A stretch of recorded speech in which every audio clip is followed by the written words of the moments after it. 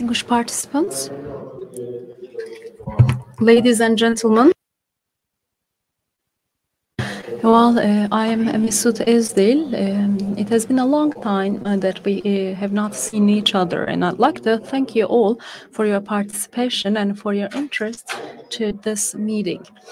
And also, I'd like to thank anyone who has worked in the organization of this meeting.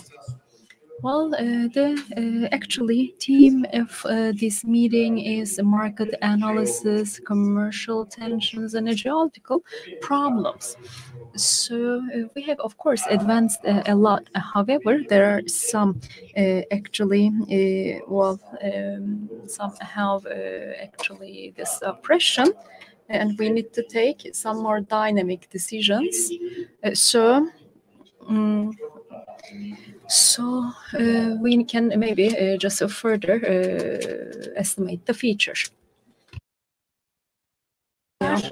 Salgını, çelik Well, within two,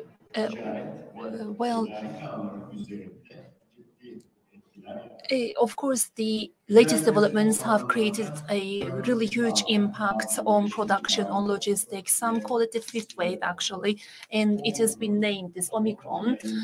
It is becoming widespread in Europe, so it will have its implications on economic activities, and there is this huge concern in this respect. However, besides all these, the latest developments in Forex actually has increased the number of question marks. Distinguished guests, we will have 4 panelists for this session.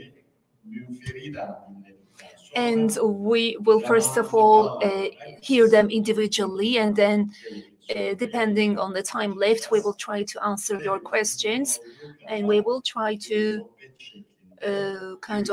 run this panel in a mode of conversation. So now I would like to invite our panelists, introduce them indeed. Çolakoğlu Metalurji, pipe profiling and secondary products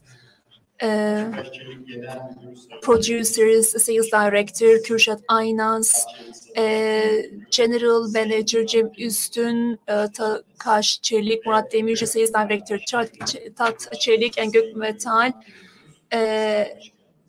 chairperson of the board Gökhan Demiruz. Welcome.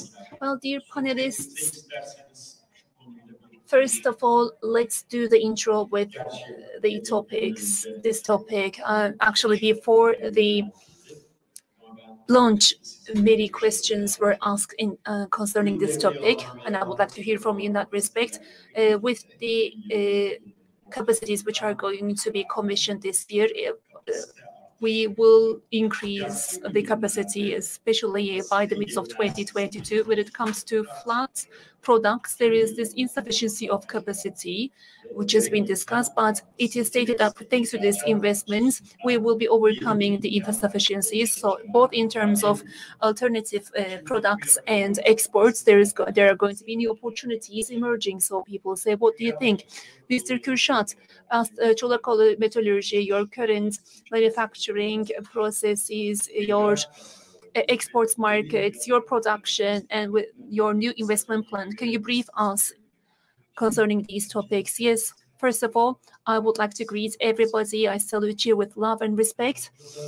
Well, I am delighted to be here as a panelist. It's been 2 years together. We are physically together in this respect. I would like to thank the Sikos family and all the participants and I greet them with respect once again. Well, especially in Turkey, Çolakoğlu, just like Uğur Bey has mentioned, has got a capacity of 3 million. And our aim is to increase it to 4.5 million tons. And in this respect, we do believe that our competitors will also achieve the same much, which is the same capacity and ton, and each dash will also have 3.5 million tons, and MMK 2 million tons. So there will be a total capacity increase of 8 to 10 million tons. Up to what year this is? By 2025, when we consider each dash, our competitors will also invest in capacity increases. So the yield of this capacity increase is that we will have a more competitive environment concerning the producers. Olanaklarının daha fazla. So we know that there will be more business opportunities, and this is also on the client side. Yes, there will be availability of a raw material. Competition, yes, it is in the front line, and the term and times are now shorter. So this actually makes a difference in terms of the service quality among firms. So if you have a good relationship, if you deliver on time, if you deliver actually a good quality product, of course, such firms will be in the front line. And about Çolakoğlu, well, 3 million, it produces 3 million flat and 1 million long it produces. So in total it is 4 million. So hopefully in the end of 2022, we will make the flat 4.5 million. So you asked about that, right? So about the stainless production. It is also really important because we are the only producers of the stainless sheet from scrap, and from slab we make it, and it is around 100,000 of materials that are rolled. So IF Steel is the deplasted material, acidic materials. Hot Metal, Yıldız, Gazi Metal, these are the firms that we have a cooperation with about the acidic products, and we do acidic actually manufacturing for our foreign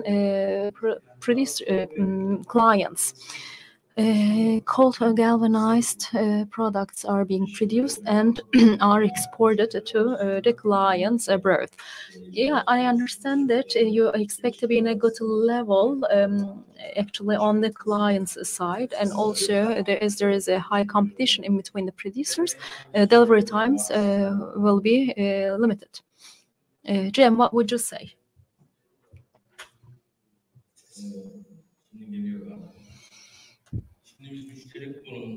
We are the client of Kürşad, actually. We are in such a position. So for us, these are like really good improvements, because Turkey is the net importer for the hot sheet. So right after the new investments, we hope that we will get all the products from the domestic market. As Tatçelik company, we have 1 million of acidic capacity. 700,000 is for the hot rolling, and 300,000 for the cold galvanized capacity we have. And also we have a current investment. One cold rolled and one galvanized line. Total it is 700,000, and we will increase it to 1 million capacity. And for the galvanized, that was the 400,000, and we will make it 700,000. So hot sheet production, it goes up, and we are happy about it. Well, this year we had a lot of problems in terms of accessing to crude material, but this year I think it will be better. By the way, in the sector, I think that there is this problem of overcapacity. I'll ask about it afterwards, okay? Thank you. Murat? Please inform us shortly about Tatmetal, your current production, your sales, your import and export information. Well, as Tatçelik, I'd like to thank the organizing committee and as well to all participants for being here. As Tatçelik, our firm, started the business in the 80s by exporting the sheet, and now we have 1.5 million of capacity, and 750 of it is galvanized, and 200,000 is a cold sheet, and 300,000 a painted sheet, and the rest is acidic materials. So this is what we manufacture. Our firm grew really fast, and actually it is a success story, I would say. The demands, of course, become diverse. The sector has updated and the demands have changed. So as a Tatçelik, we try to adapt into it as much as possible. We try to self-organize ourselves. Well, in the past, export was at around 20 to 25%, and this year's average is around 45%.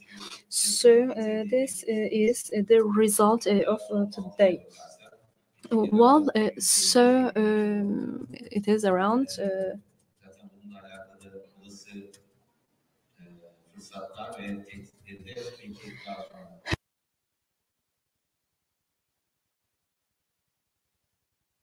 Well, so about the export, we have enlarged and expanded. So we have done export to all countries, and our organization gets enlarged. And for the white goods and automotive, so we are like really dominant. Well, we actually refresh ourselves. So we're trying to renew ourselves. This is what we try to do. So instead of increasing the production capacity, of course, we plan some certain things. We have suppliers, and they don't need investments.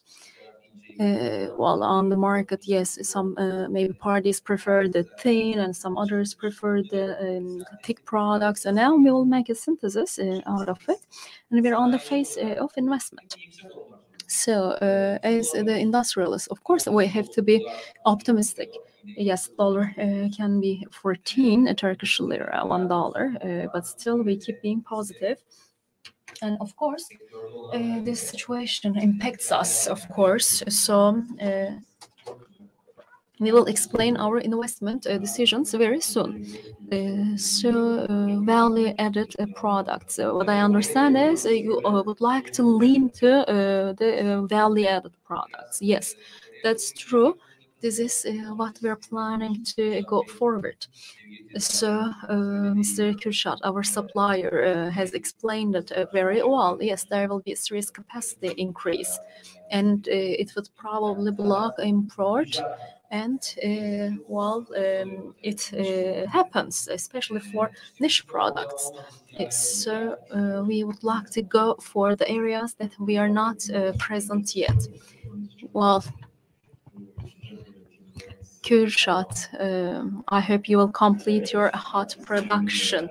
You will make everybody happy, I think, if you can do so. Gökhan, so you have two hats, Gökhan. One of them is Gökmetal AŞ. You are the head of the board of directors. Please inform us about your sectoral activities, and also you are the general director of İSAT. So, in terms of flat products, Turkey's total flat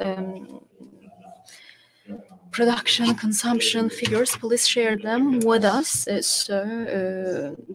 Tell us the amounts so that we can understand the overconsumption and overproduction.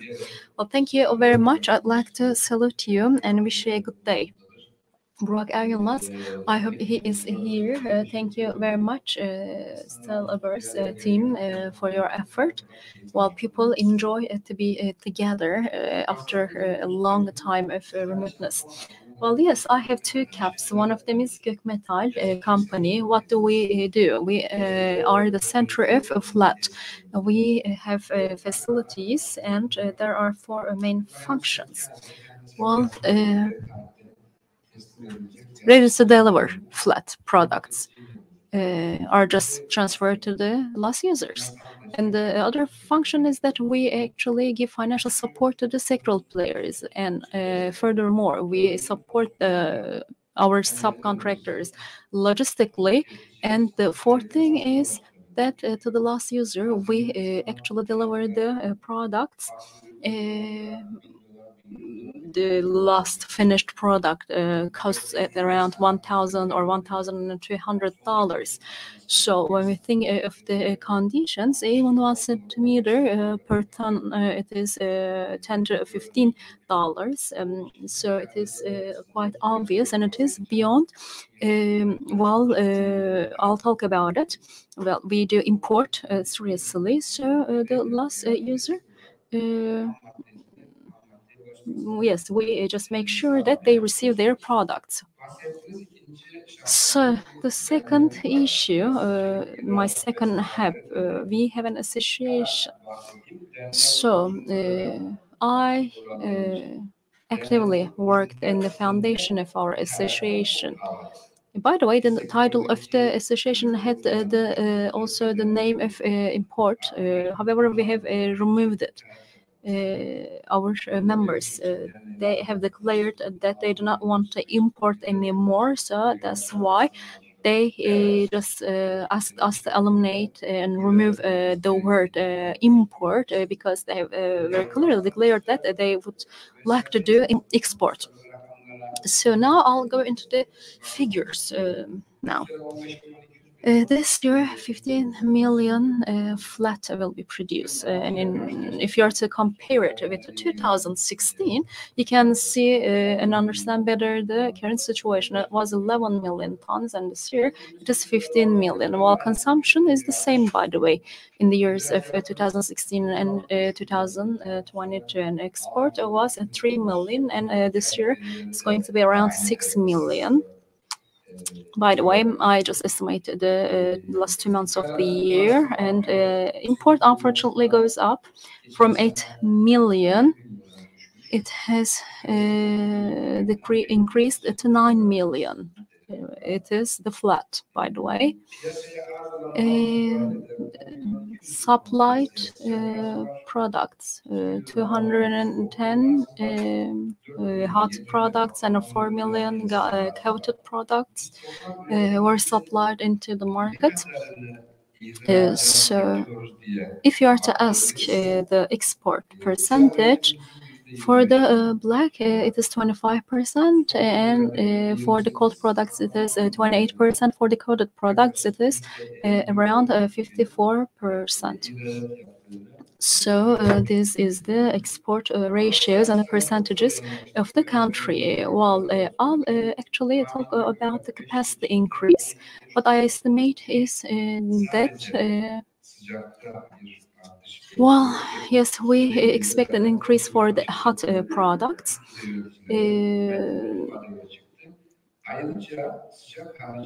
And aside of the hot, for the coming 4 years, 1.5 million of a galvanized product, and as well 1.5 million of cold product that will be added as a capacity, I think, for the coming year. Okay, thank you very much. Capacity increase.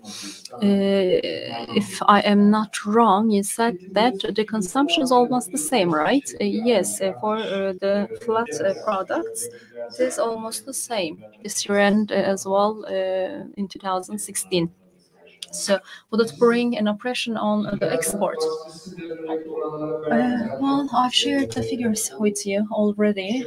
So Turkey, in the coming years, for the flat, after the inclusion of the net capacities, will become a net exporter. This is a clear message, I think. Yes, in the morning we have heard Vesa's speech, and we are ranked as the 6th country in the world, and export actually creates a difference here. Hopefully, it will continue like that. Valuable ladies and gentlemen, everybody, well, steel sector actually is tackled with something new every day. Uğur Dalbeder had said that, well, we do not know anything about tomorrow, but we say things about the future, about tomorrow. So everything changes every day. In politics, there is a saying, 24 hours is a long hour. So this also maybe is the case for steel sector. We expect really such changes. Well, this is what we have seen in pandemic. This impact is still ongoing, by the way. Yes, we see new variations of the virus, and some countries actually started again a quarantine, and the lockdowns are now being imposed in some countries, and China as well imposes some certain taxes on the production and manufacturing. And furthermore, climate crisis brings a lot of disasters such as fires and droughts and floods. So these are part of our daily lives.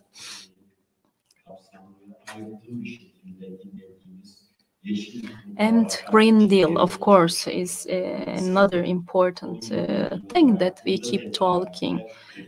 Because these are all impacting the scrap supply and energy crisis, and it is, of course, impact on our sector are to be discussed. So these are all about what we do in our current and daily business. By the way,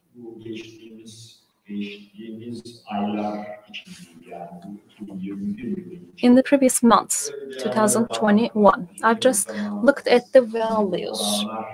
So yes, we talk about the values and all, and it is all asked. Well, the amount of the scrap and element. Well, as far as I know, it is around 3, this comparison of element to scrap. So I've just checked out the values, and what I've seen is that the value is at around 2.5 to 485. So these are the values starting from 2018.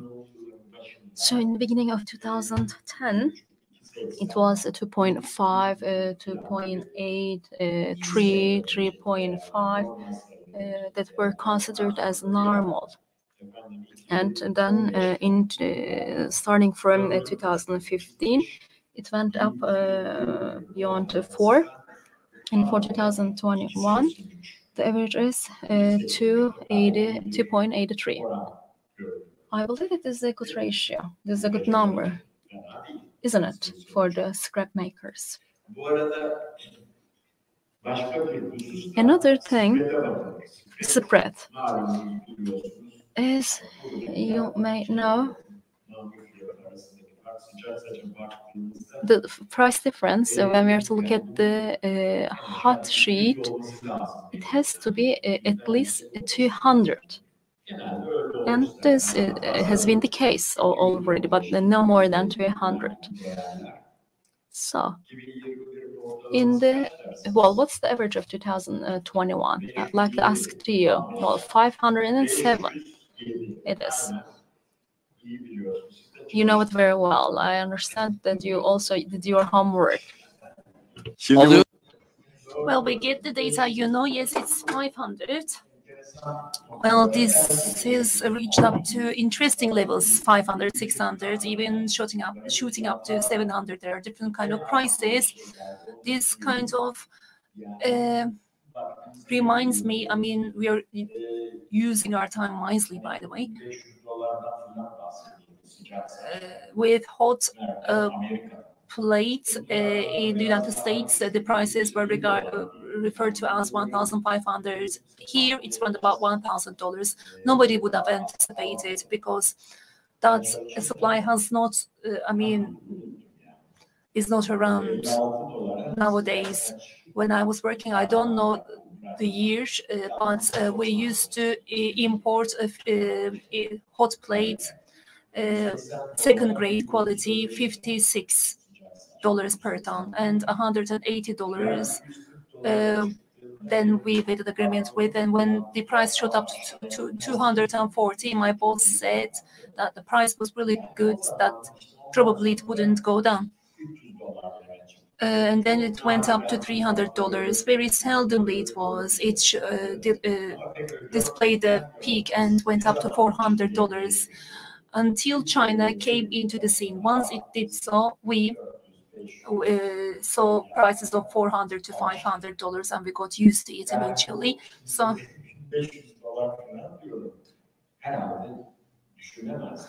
this $1,500 we wouldn't have anticipated at all. Now,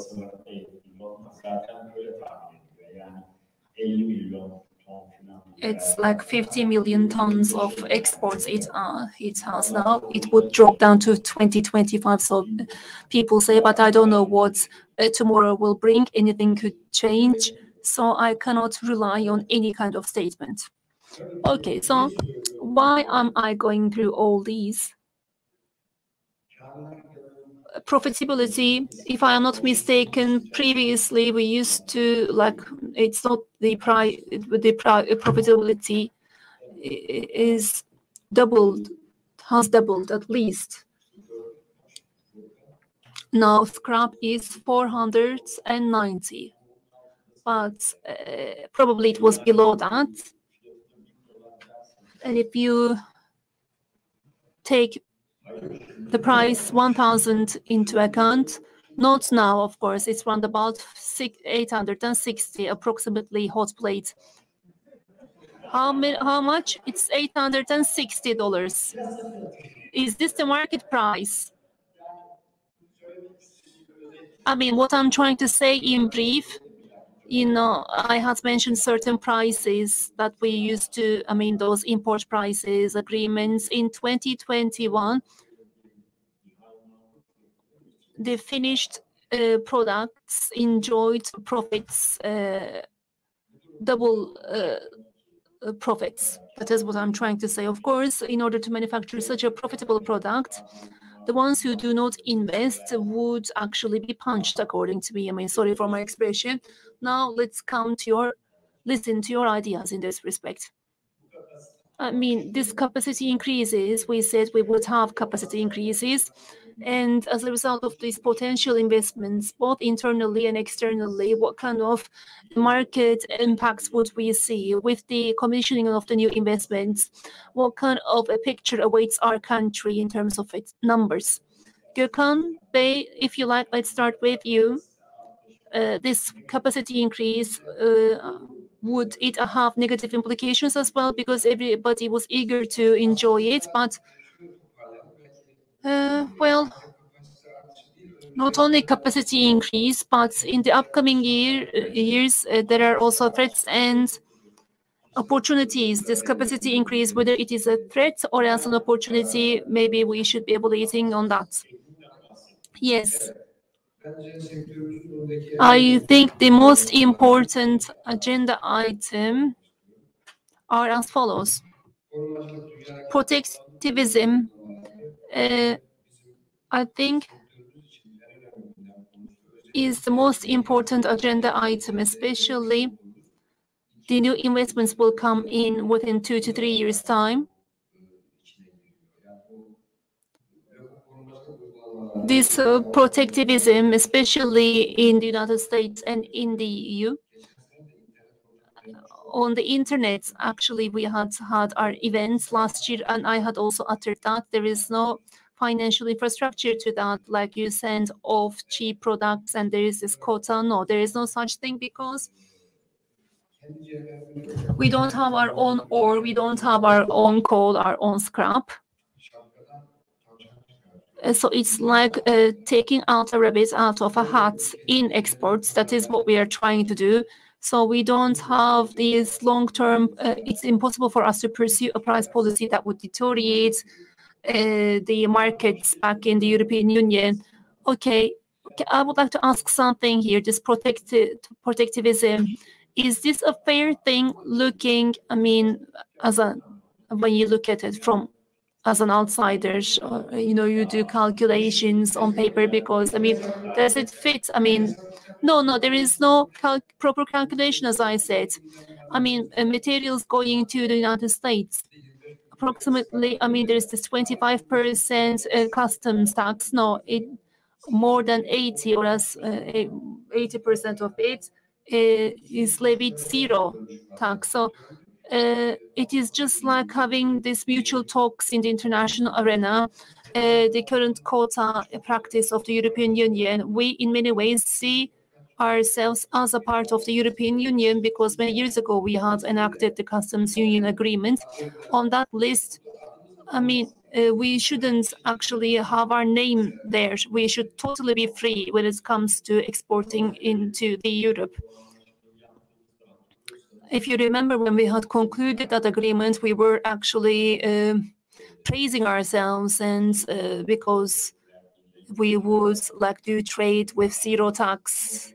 However, the point that we have come actually has put us in a really troublesome situation. Yes, when that agreement was concluded, Turkey was importing from the European Union, especially in flat steel.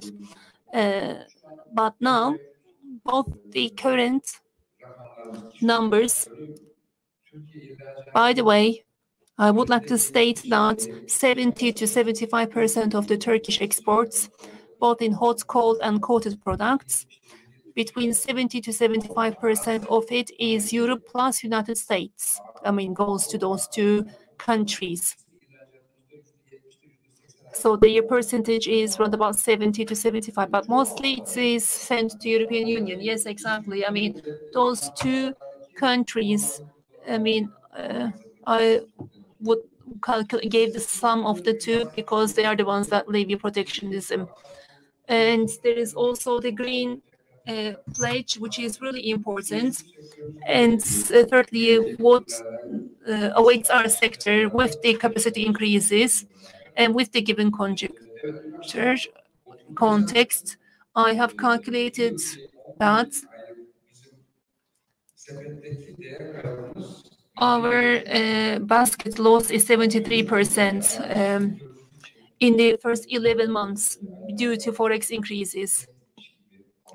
This forex increase, I see it as a threat for the upcoming period. Companies financing themselves. What rates, what bank, what LCs could be provided, could be obtained?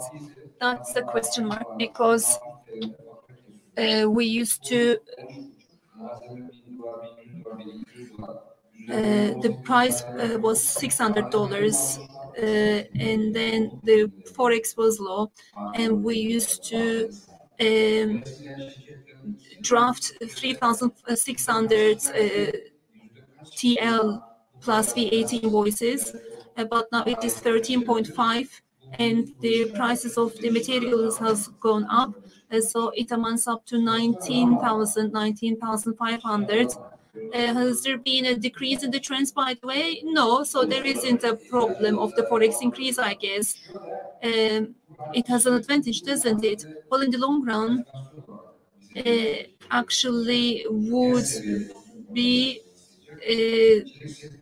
reflected as an inflation, which I'm sure would also have its implications in the steel sector.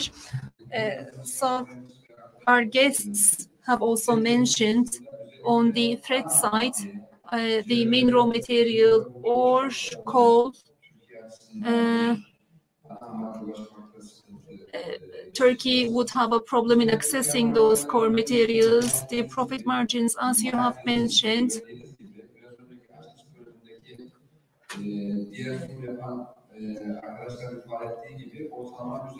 they are above the average spread. I think that this will. I don't think that it will continue as such. New capacities we would have to strengthen our communication in the export market in terms of increasing our capacity, because we won't have a market to melt all these materials within the upcoming 4 to 5 years, and we also wouldn't have the chance to obtain all those LCs. Is this a threat or as an opportunity? I don't know, but we've got a highly psychological market as the flat steel market. Well, we are influenced by everything, and we react really fast, both to good news and the bad news. So this also has its reflection on the pricing. So in general, these are my forecasts for the prices concerning the upcoming period. Murat Bey, any additions on your side? European Union and the United States, they lifted up the tax and they are now implementing quotas. So how do you welcome that? What kind of impact would it have on our trade, exports, the European Union quota? Do you see any development in that sense? Well, first of all, I would like to make a few additional remarks to Gökhan's statements. Protectivism is totally a lobbying activity, according to me, which is just let's remember the previous developments. Like Trump, brought in like 25% of tax overnight and then reduced it to 20. I mean, is there any point? Well, we are still manufacturers want protectionism also, but it should be based on unrational, on a calculation, of mathematics calculation. United States, for instance, we see hot plates up to $2,000. I mean, there is no place with $2,000 hot plate, but back in the States, we see that here's Nucor, US Steel. They make tremendous profits, but it served as an inflation. So now, what could the states do? They ensured like employment. There is this economic circulation, but because of inflationist pressure, now they want to open doors for Europe and Japan and do one-on-one agreements. We've got an FTA with the but it was only one-sided. But we were going to export to European Union not only flat but as construction iron, because we were really good actually. In my youth, for instance, we used to sell construction steel, but now that is not the case. So looking at it, Europe is levying 25% for us. Is it logical? No, it's not. In Vietnam, there is no limitation, and they do the harshest of the dumping. And plus, they import hot plate, and with that margin, they've just actually invested in hot plate, and they hit the whole market. So protectionism, it hasn't been rational. Like if you increase 25 to 50 and then reduce it back to 25 and then like open Europe for 3 million and then go to Japan. I mean, no, I mean, we are against it. It's a bit different because, I mean, on our side, with Ukraine and Russia, we are discussing FTAs. So after these investments, these guys, I mean, especially Çolakoğlu, for instance, after doing all that investment, I'm sure Ukraine wouldn't welcome the FTA that much. I wouldn't like to talk on their behalf, but I wouldn't also appreciate the same thing on the cold plate. So then we shouldn't invest in that respect. Okay, so I'm just skipping all these. Well, about quotas.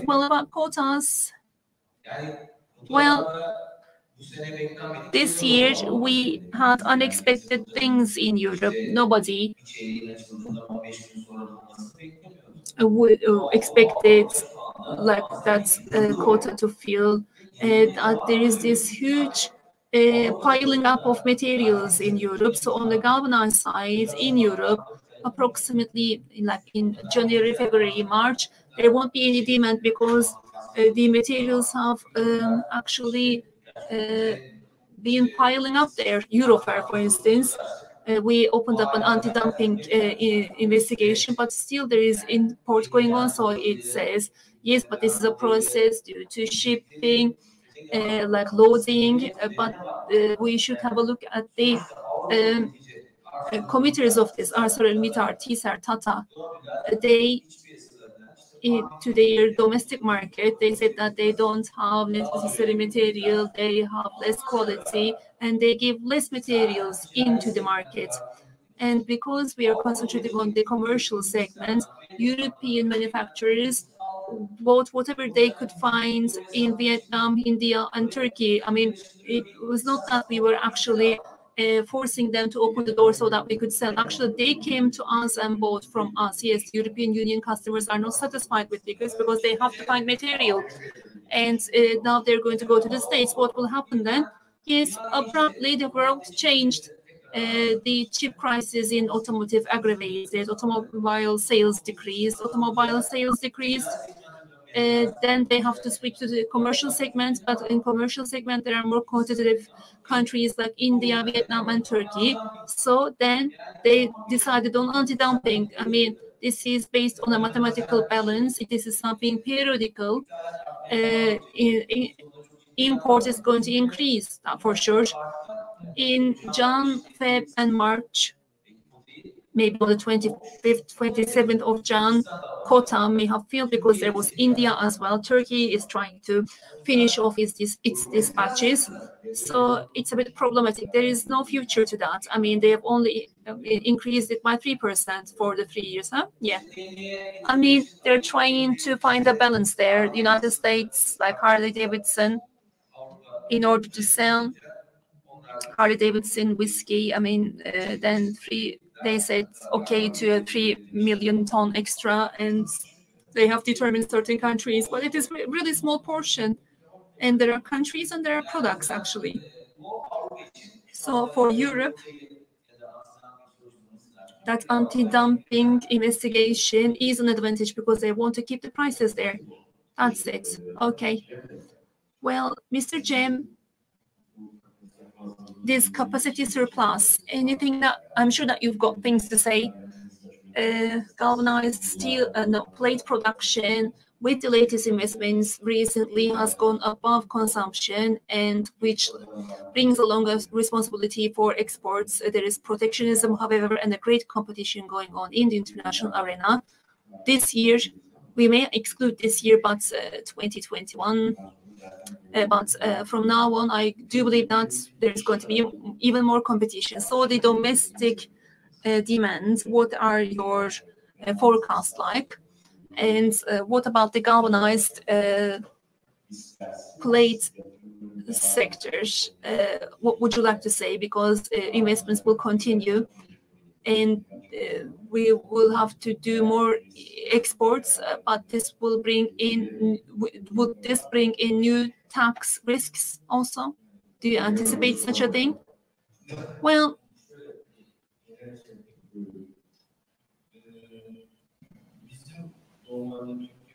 we as Turkey, I will start with hot plate. Our hot plate is expensive. We do not have cheap hot plate. This is because of the protectivism of Turkey and supply being lower than demand.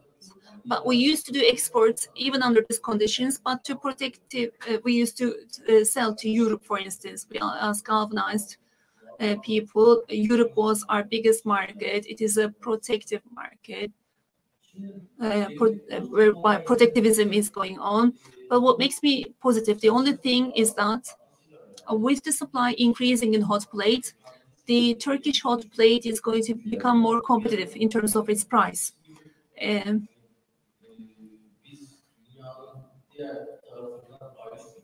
We're not going to be differentiating from the rest of the world. 1,500 United States price because of this protectivism. If do not adopt protectivism, then Turkey will enjoy a competitive hot plate prices. What kind of protectivism? I couldn't understand that. So for instance, like 9% tax levy, I'm saying.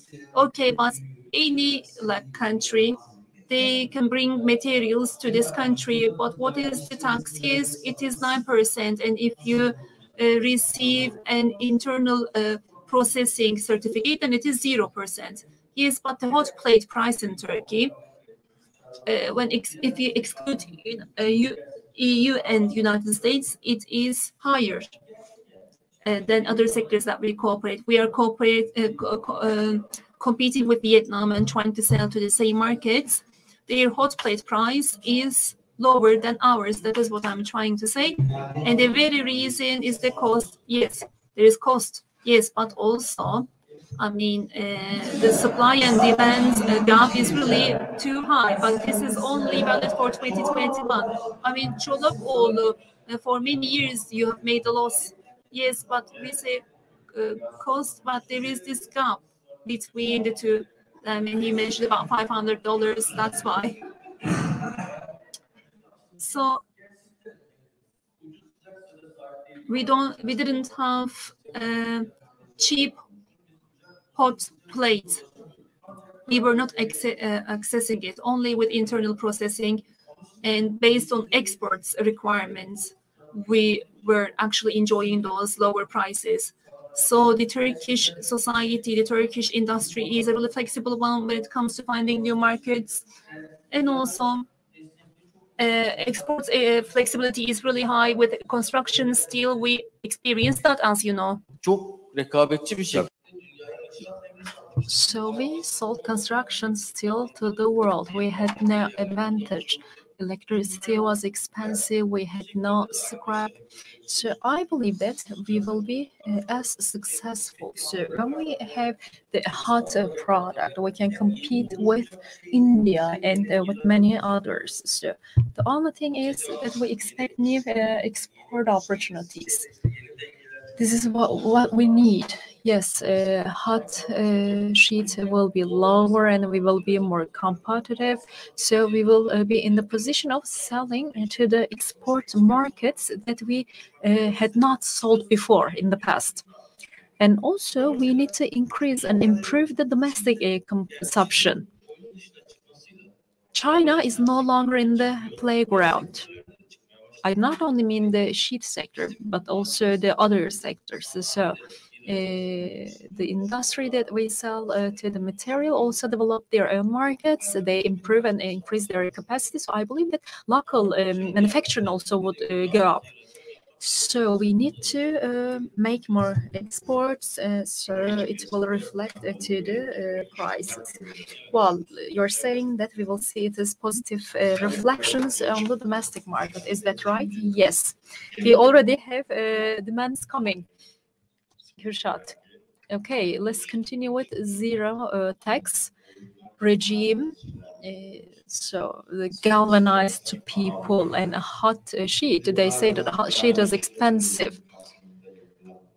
As you may know, there is a regime about the import for a long time hot sheet producers and pipe producers. Well, they have a conflict in between each other. On the import, unqualified products, they are sold to the domestic market, and there are some claims that the products are used for the export.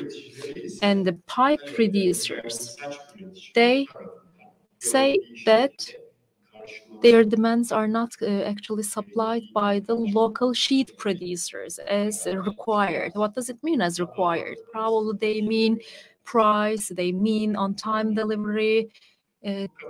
So this capacity increases. And when we think of the both parties, do you think that it would create a positive impact or not? Well, thank you for your questions. First of all, I'd like to please answer your previous question about the internal and external impact.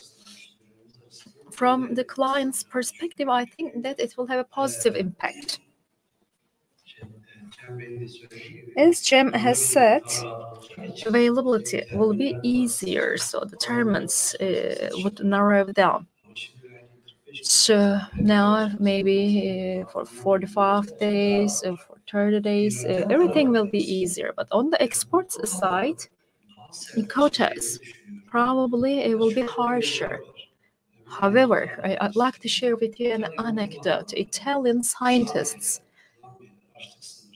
Zambia had the level of hunger, and Italian scientists just had a thought of what to plant in the country so that they could save the society of Zambia. And they searched, and they thought that tomato can save them. And yes, a defined region, they planted tomato. And in one day they go there and they just see that all the tomatoes just got devastated. Just what happened? They ask, to all the tomatoes, and they say that 200 hippopotamus ambibusus animal just came and they ate all the tomatoes. And then Italian scientists just reply by saying that why did not you inform us about that there are hippopotamus in the country? Well, we wanted to tell you, but you never listened to us. You did not listen to us, replied Zimbabwean people. So I think this explains very well the relationship in between Turkey and the EU. European Union never listens to Turkey and Turkey's demand and requests. So it is just like only one-sided communication. And Turkey is just putting to the back, and there is no measures. And Turkey was replaced with India. And the capacities, have changed. Now the capacities are around like 500,000 tons. Well, I was in Italy. They all suffer. They complained to us. They did a stoking, and there are only parties that only can pay 25%. So our European clients are not happy about India. So we have to really explain it very well about these capacity increases, and we have to really make a good fight. Defend ourselves better. So about your other questions, since 2013, I follow a pipe and a profile sector. I used to work at a company. Now I work in Çolakoğlu. What I saw was that there was a 5.5 million FE capacity in Ereğli back then. So yes, I agree. Good material for export and bad material for domestic market. Yes, that had happened back then in the 2000, maybe 13. But some punishments and sanctions were imposed, so they just stopped it. So raw people and hot people, they were separated during the pandemic, especially the producers of the rolled, they just sold it around maybe 1,150. However, on the other side, the prices of the pipe were around 900. So they complain, of course, pipe producers. They say that I make that much, so give me a discount.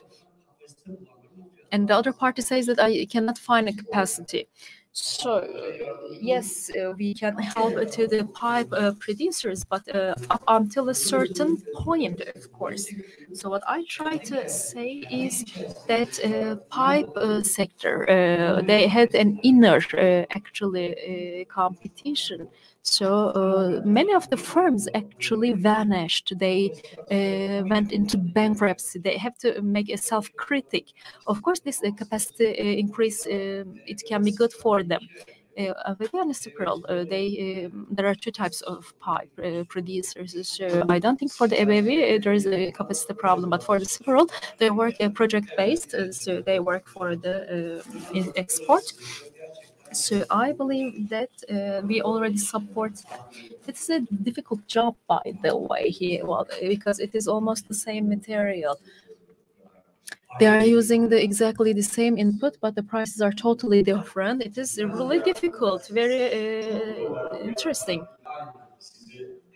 Yes, that's true. That's true. It was also really difficult for us. There is margin for the clients, so probably it was not that hard. Yeah, let's start a fight because it's almost the end, so we can have a fight in the end of the session. So 2021 has been a really interesting year. One of the most important discussion was as such. People ask for loyalty to the order contract price. So the market price of the delivery and to the order are different than one another. They complain that they are not receiving their delivery, so there are a lot of complaints on that. What should we do to eliminate this problem? I know it is a never-ending story. I know that.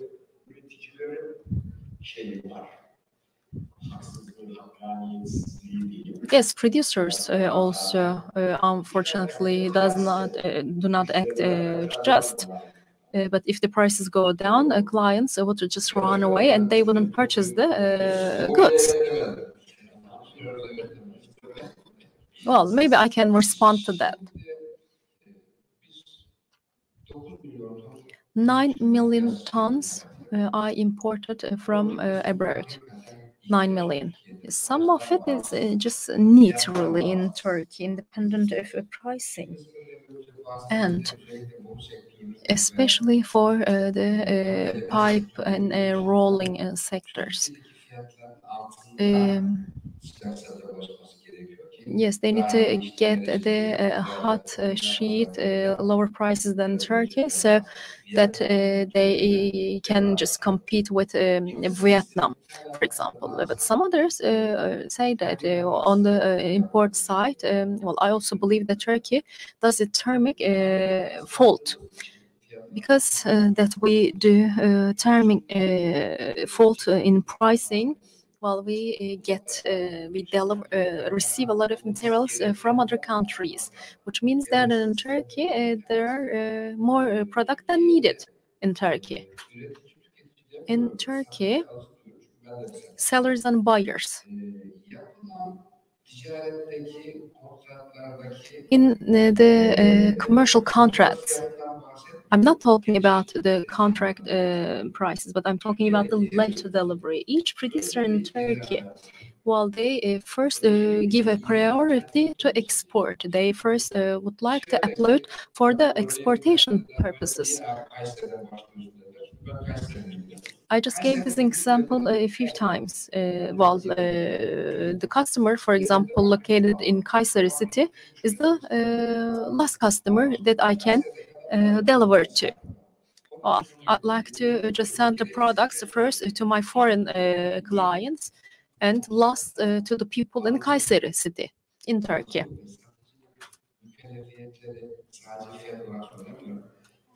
In a contract, there are a lot of actually liabilities of both parties, and they're not written clearly in the internal market, in the domestic market. Is there a date, due date? Not really. Not really in Turkey. We do not have due date, and even if the products or materials are delayed, well, there is no sanction. Well, if the prices on the market, if they go up. Well, by the way, while I was working, the listing prices were just regulated again. I remember that we just fixed it for 600. Well, we don't have such a system anymore. It has been a long time that you were retired, so there's not such a situation anymore.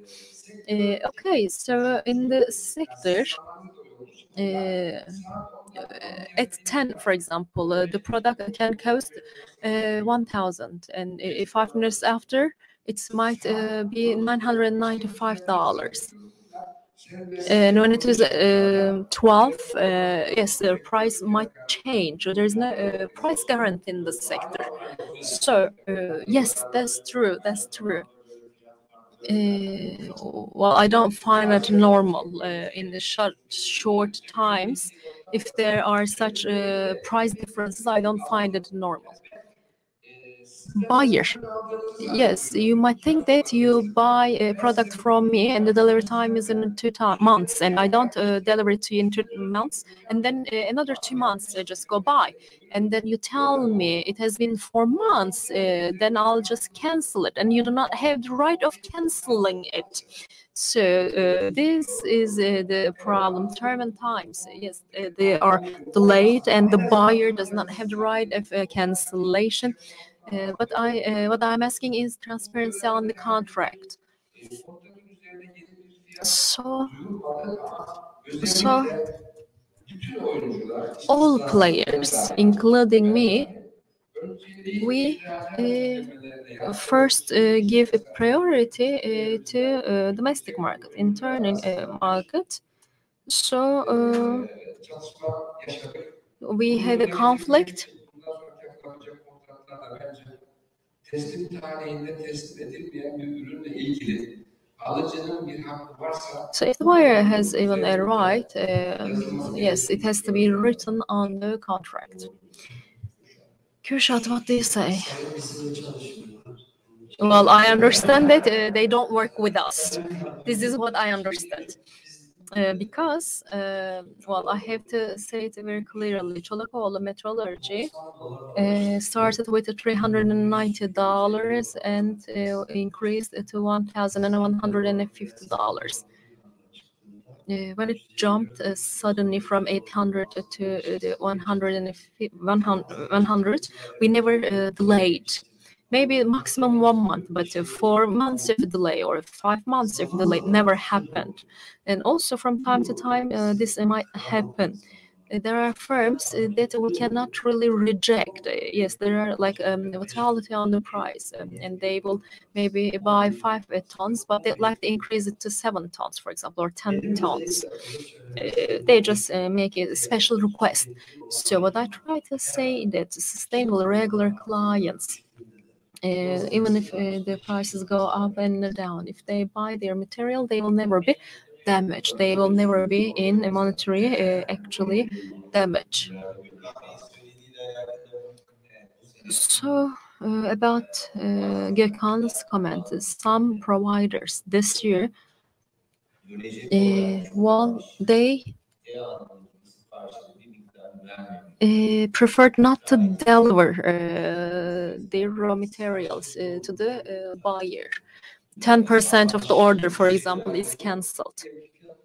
For example, the price is $1,000, and the price, internal price is like maybe 400. So they just cancel the order. Prices just go up, and the seller does not want to sell to the buyer, and they cancel the total order, or they cancel some percentages of it. Well, for example, 10% of the order is canceled. It happened many times. It happened to me with some other providers. Yes, it happens. The factory, just claims that they made a mistake and they would like to cancel. This is what the factory says. So I think that it is actually a specific issue in between the buyer and the seller. Yes, maybe the buyer just had canceled an order in the past, and maybe the seller just finds himself rightful to cancel their order. Is it correct? Is it an honest behavior? No, it is a promise. It should be fulfilled, I believe. But yes, I know even 1 hour prices change, by the way. So if I think from my own perspective, you go to the work on Monday and you ask it to your provider, and they cannot really reply back to you. They do not respond to you. And I'm sure that all galvanized producers, in some days of the week, they make an evaluation because they don't know which price to give. So just not a thing of only the local market, but just think of also the international market. So this is the most problematic part of this process. So you don't know even what to buy, and the response that you receive is that we cannot give you a price, and then we'll inform you afterwards. Yes, it might cause a lot of problems. This is like obvious and clear. It might cause the disruption and the setback. So of course, some bad experiences might have been experienced by both parties, buyer and the seller. Maybe this is also the wrong habit of the sector, but I think that 2021 was totally different. So the customer and the seller, so when they have this relationship, well, maybe they prefer not to work with them any longer. They could find maybe some alternatives, they could find maybe some alternative sellers. There are many players in the sector, by the way. So they all produce the same product, So that's why many things have changed in the sector. Our competitors, one of them is Cem. So, for example, he's now leaning towards the tin product because we don't have them in Turkey, and mostly we get them from China and India. Just to stop it, he wants to invest in, for example, in tin products. And if this is the case, it will, of course, decline the import. If the majority of the firms keep investing in the all very common products every firm produces, so then it's not that good. We need to invest in alternative products so that we can stop import. Capacity increase and commercial quality that we are used to. Well, are these the things that we suffer within the country? I believe that we do not have. Yes, there is one segmentation of a product. Well, for example, it is galvanized. So in Turkey, there are two firms. Yes, we have also in HA, and these two firms does not make any actually investment. So we also have technological actually advances and progresses. It goes better and better.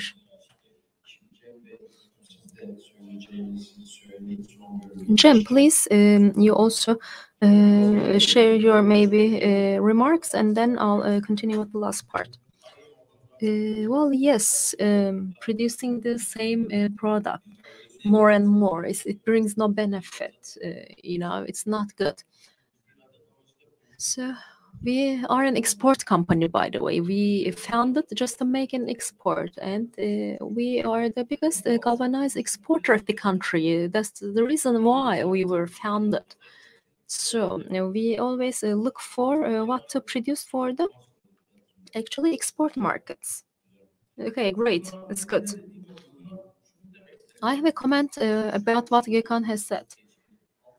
Well, $600. You sell your product with this price for 2 months, and then the prices just reaches up to 1,000.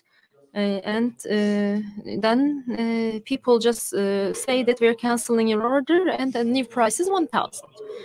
Because they have the product on stock. But it sounds very logical to me, it sounds very, very logical to me. No, they are complaining about actual delivery time, terminal times. I agree with that. It is really an obligation to actually follow the terminal times. I think everybody understood what I meant and what I referred to. Everybody understood it. Well, this problem cannot be solved, of course, about pricing. There is no doubt on that. This change from $600 to $1,000. So no one would sell their product for $600. Well, if there is a client on the door knocking the door, and paying, ready to pay the 1,000, the seller wouldn't sell it to you for 600. So of course, the seller will find a lot of excuses, prefer not to sell. Yes, it is, of course. This is what happens. Yes, we need really serious actually clauses in the contract so that we can maybe just prevent this. Okay, now we are in the last round of questions. Please tell me your ideas, your expectations next year. Crude material. I mean element. Is there anyone among us who's interested in element? We keep following. Okay. The element scrap and coal markets. Well, how do they go? What do you think? And when we think the prices of the merchandise and the goods, what do you expect this year? Will it repeat itself? No, it will not repeat itself. 2021 will not repeat itself. Okay, I'd like to start with elements. Well, it is around $104, by the way. It was more than $200 before, and it was caused by China, because China, in terms of scrap and elements, substances, well, we can never actually ignore China. China, when it was 2020, it just closed the year with 1,300,000,000. If China did not stop itself, probably their actual tonnage would be more than 1 billion and 50. And for the last 6 months, the capacity was just narrowed down at around 20 million. Green Deal framework. China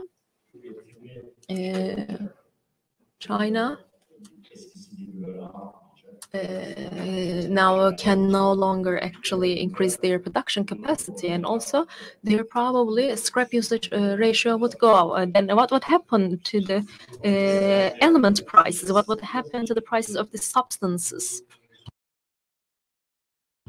So yeah, it was 2.83, 2.90, and now it is around actual 5.5, the prices of ore. So what I try to say is that China just decreased their purchases at around 121 million. So if you tell me what do you think about the ore, I would say that well, it will never go down to $40 or $50. It is around $80 to $100. Its cost is around $40, right? Yes. Okay, it is still a profit then. Is that right? Yes, because it was 27 before, but now it is around 40, the cost of ore. About scrap, 220 million scrap was consumed by China in 2020.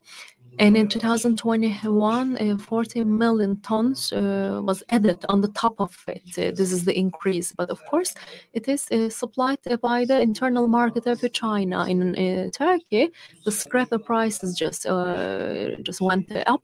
The reason is Russia and Ukraine. They increased the prices.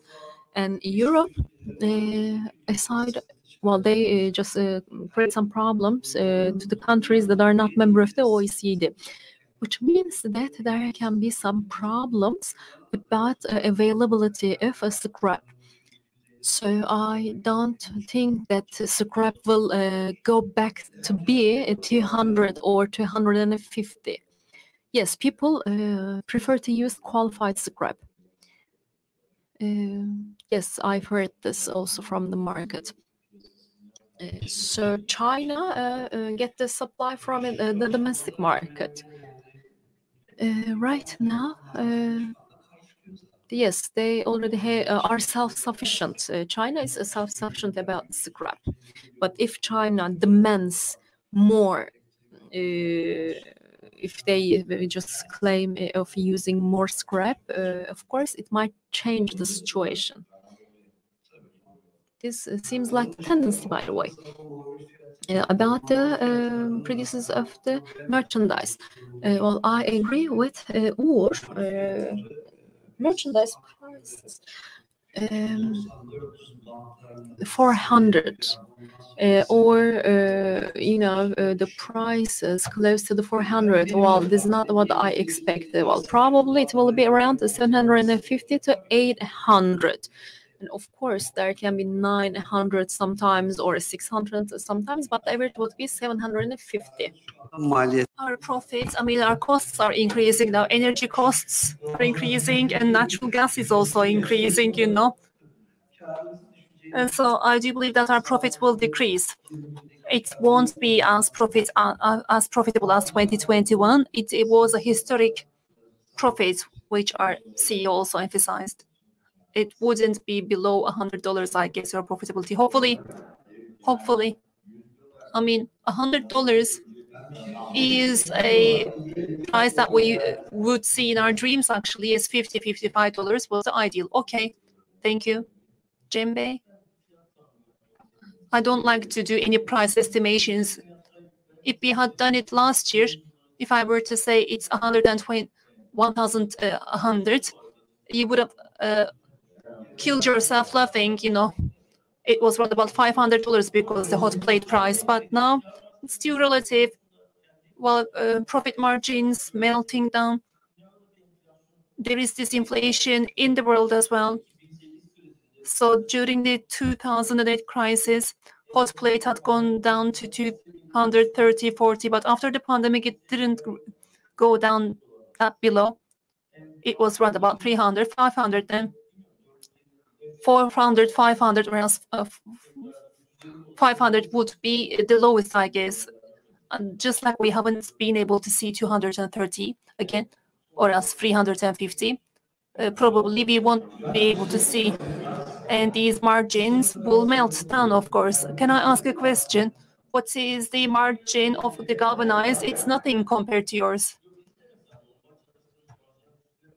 Yes, we have operated with a higher margin than the previous ones, but it has started melting down. Let's see whether you will go back to your previous margins. Yes, Mr. Murat. Well, the raw material side, first of all,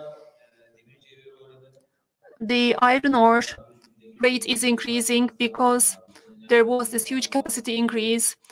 They were making it visible for many years. The ore prices come down, but availability decreases. Probably the ones who are based on scrap will be more challenged because the price will go up. But on the ore side, we're talking about 62 FU, which you take into account, which has been the case. I mean, theoretically speaking, was the case. I think that 62 FU won't be meaningful because the DRI pellets manufacturing is prominent in the United States, in the EU, and the substitute is scrap. So in the sectors, the pellet cost and scrap should be compared to each other, I think, because pellet usage will be increased back in Europe, and that should be quality 65 FE, and pellet premium is around about 58. So the whole will be 74. So if it is 100, it would be 174. Factories will have to switch to that because of carbon release. Yes, China will limit its production, but quality raw material usage will be a must. So the sector will change, but 62 FU will become meaningless. I don't think that it will strengthen in the upcoming year, but the pellet premiums will increase, and scrap. I mean, there is nothing that the scrap consumers could do. Ukraine says it wouldn't provide. This goes the same for Russia. Europe is definitely going to limit it because that scrap, it has to consume it itself. And we receive the lowest grade of scrap of Europe, by the way, in Turkey. So I don't think that the scrap prices will come down. And I agree with what Kürşad says. We won't be seeing 400, 500 again in this, if there isn't, of course, a huge world economic crisis. Coal, it's not my field of expertise, but according to me, in the first 6 months, the prices could relax a bit and then shoot up again. Yes, if China and Australia do not fight with each other. With Australia, we won't have coal to Turkey. It comes from Russia and South Africa. So, but from, of course, Australia sold coal to Turkey for the first time, and then it went to Russia. Of course, it has increased the freight prices. And Russia sent it to China, which were activities which did not exist in the past. Yes. Well, as I have mentioned, we've got an association, and there are around about 78 members based on their complaints. I had made a comment concerning those contracts. It's not an individual complaint. The domestic customers, they receive their products late. This is a reality, a fact. But they will come whereby they wouldn't buy, maybe. Yes, but in term dates, unfortunately, we fall short. When it comes to, I do not do Forex and hot plate estimations, because the developments in Forexes and the prices, I mean, they are not anticipated. There are many variables in Forex prices. It goes the same for me, but I was expecting a really harsher retraction, but I do not anticipate any price increases, but not also sharp decreases. Maybe the oil price could differ by 10%, 15%, and the coal spread would be around about 300, 350. In scrap price evaluation, there are many variables, so the prices I do anticipate will be as what I have mentioned, but this year's spreads, I don't think that we will be able to witness them again. What would be your profits? The hot rollers based on scrap. Let that be or then.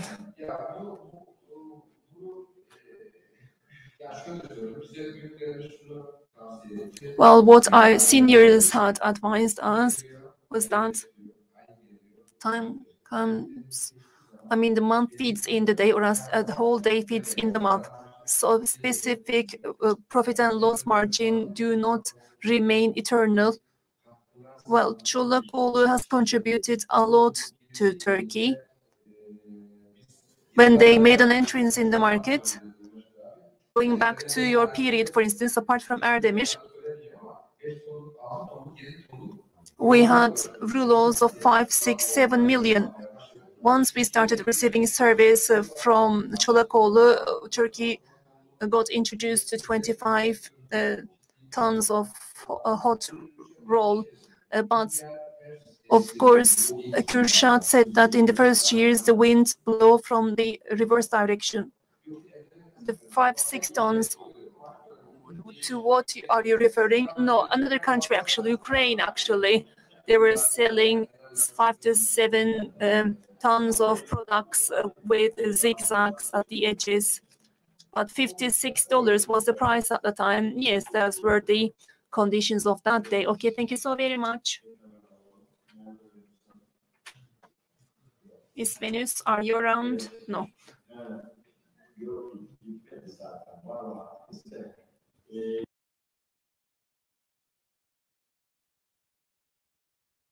Well, they remind me that the time is up. Well, dear participants, if you've got questions, we will try to answer a couple of them. If you have, you don't have to. So first of all, please introduce yourself, and then please indicate whom you are referring your question to.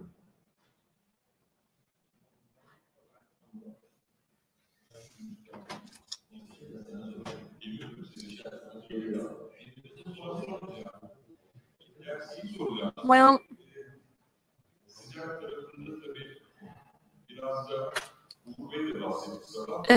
on the hot side,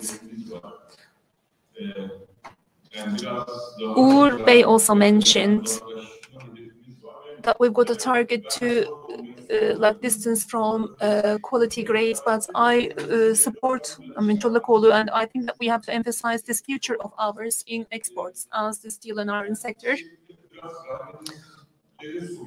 This question of mine goes to galvanized people.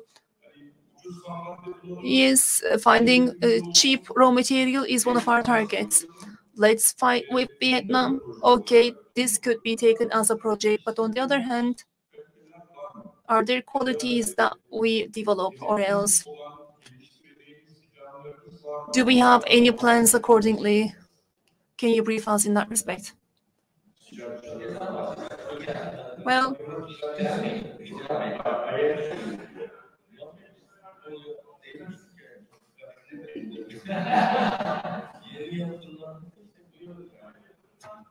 Kalitesel olarak mesela ürettiğimiz sonra en yüksek patlama, en yüksek kalite, işte pazarda mesela postmarklar bunlar markalı ürünler ama bu konuda gelişme olacak diye merak ediyorum. Was there going to be any?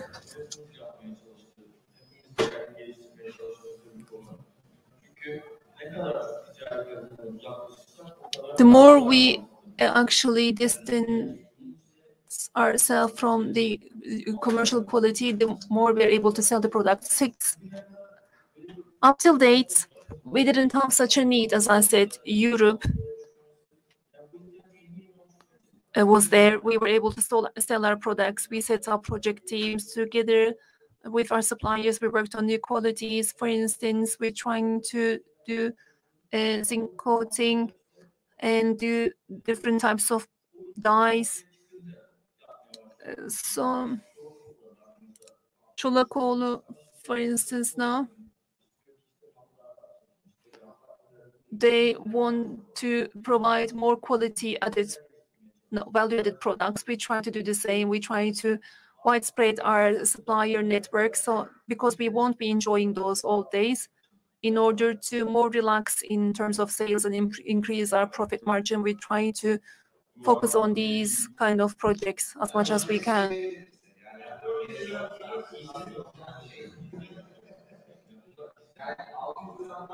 Like 600 grams of coating, Magnelis, for instance, that is what we've started hearing, post-Magnelis kind of production. But that's a totally different range. But yes, but they are coming in. For instance, coating thickness is 600, 650. Everybody's producing that. It's not specific. You have to change the type of coating and you have to buy a new line for that. But in Turkey, apart from silo producers, Magnelis is not used and it is imported. Only 1 or 2 of the silos use it, and its yearly usage is 30 to 40 tons. But this is a process. So Europe, Far East starts, and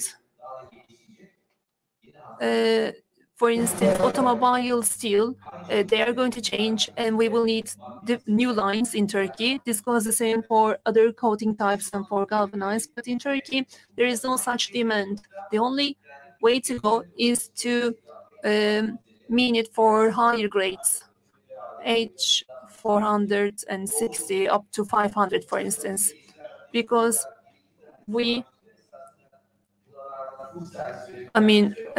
formers, there is no other producer that provides full service. And cheap plates, yes, we call it a cheap plate, but this is only one part of the equilibrium. You have to do many more things. But this is really essential for us. In order to survive, we have to take this road.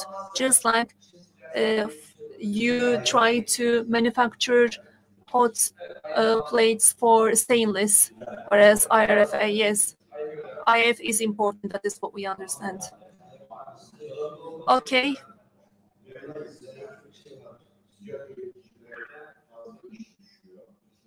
Well, hot roll manufacturers, Çolakoğlu and others, they have to bear a lot of responsibility. I don't know the technicalities, however. There are more advantages. The automotive qualities. Well, DP 600, 700, 800 is what we've started manufacturing. S700, S800, we're trying that. TANAP, we manufacture it. We paid $2 million, but we couldn't sell you. Many years ago, there was Koray in purchasing department of Çolakoğlu. And I'd said, integrated facility, and he'd given me the example of the United States. The facilities there, most of them are not integrated, but they can manufacture automotive quality. But the situation in Turkey, well, Çolakoğlu is really prominent and eager in this respect. But I think that integrated is important. Well, IF is really important. Çolakoğlu can manufacture that, but high furnace and Erdemir, for instance, they cannot manufacture RF, for instance, or else they can do so. No, only in Ereğli they can do that, if I'm not mistaken. Yes, but Erdemir, they are going to be manufacturing that in Erdemir. RF is important. We have to market it. The quality of the future. Yes, if there are no more questions.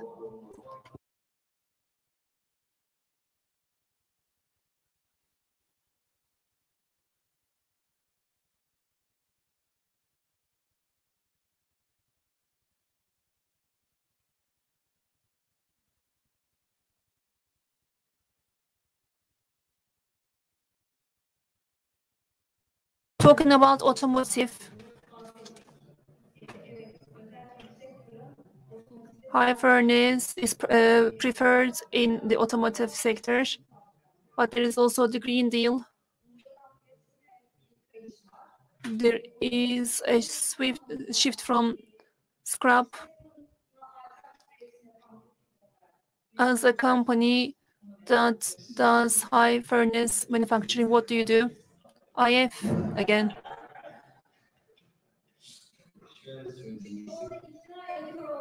Because convincing there is important.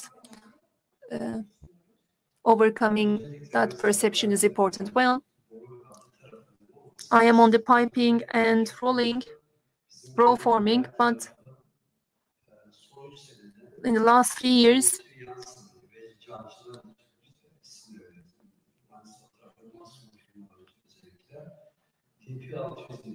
DP 600, 800, S 700, MT qualities, HSL qualities, they are still for the automotive sector. They have been superficially developed, like the shell, the core, carbon. We had low end, chemical complaints, mechanical complaints. Their compositions were revised and trials are being carried out. And that is how they are developed now. Commercial quality is D22 or else D11. The rate is really decreasing. S355 and higher grades, their sales percentage is ever increasing.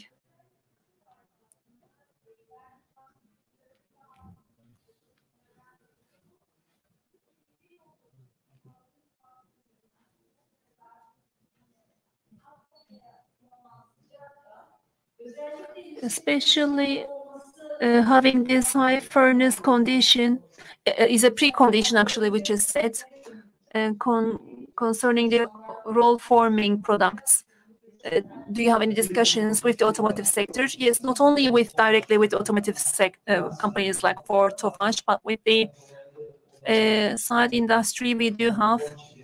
Whereas Borçelik is an example in Turkey amongst actually roll formers is important. Ford, I'm sure that they are supplying to, and S355 and higher grades. We are continuously improving ourselves. Automotive, main industry, and side industry also.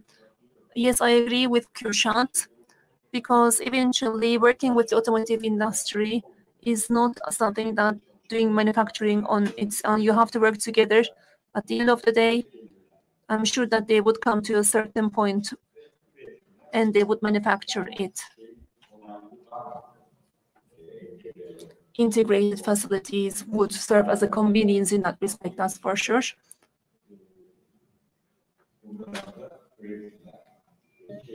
They would manufacture from the scrap also. This is an opportunity for the automotive industry.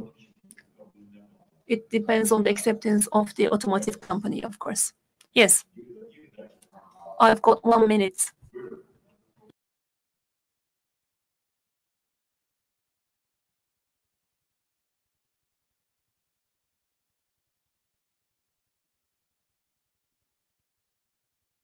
Well, these are our upcoming plans, not currently, but maybe in the future with new investments. It's too early. It could the investment could be carried out in 2025. Probably it is going to be in the roll form, huh? Yes, roll form. Okay. Dear participants, we've come to the end of our panel.